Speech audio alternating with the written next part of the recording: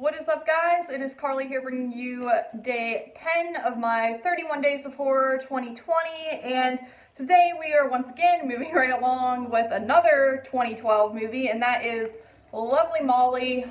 Yes, this is one that I wanted to check out for a while, based on different people saying good things. Particularly, I know JP said that he remembered it being pretty good, and I've seen other people, post in groups and whatnot that it's actually a pretty decent film. So wanted to check it out for a while. I think JP actually is the one who gave me this for Christmas, so thank you to him. But never really knew what it was about. I had assumed based on just like the cover it was like a paranormal type of film, but essentially you're following this character Molly and her husband to actually move into Molly's father's old country house after he has passed away, and once they move in there, weird stuff starts kind of happening to Molly. She's having like these visions and sort of episodes, and you don't really know though if it's like necessarily a full-blown haunting type of thing going on, like it's just in her head, or if it's something to do with like drugs and that type of stuff, because she's actually, you find, is a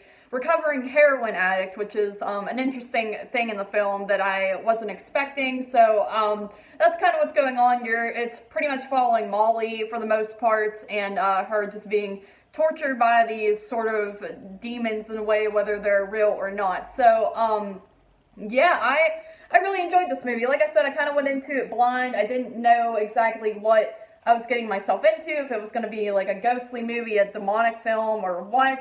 Just the whole cover kind of screams paranormal to me. So sometimes those are a little bit generic, and that made me question, like, I wonder why people like this movie so much. But I do see why, because it's not just a total like ghostly film. It's kind of, in a way, character study-ish. I wouldn't necessarily say that, but it's like focused on this one woman, and I like when you kind of throw drugs into the mix as well, because you do get scenes in the movie where she is relapsing a bit, and just seeing someone like inject themselves with drugs is very upsetting and disgusting to me. That's, people unfortunately do fall down that line where they are able to put a needle in themselves, because I can't see myself ever doing anything like that.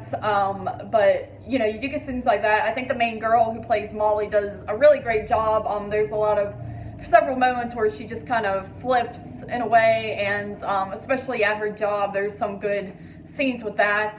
There's just a lot of great things going on. Some disturbing moments for sure as well, with her and her husband. There's this one part that's kind of like, that's like gross, what she kind of does.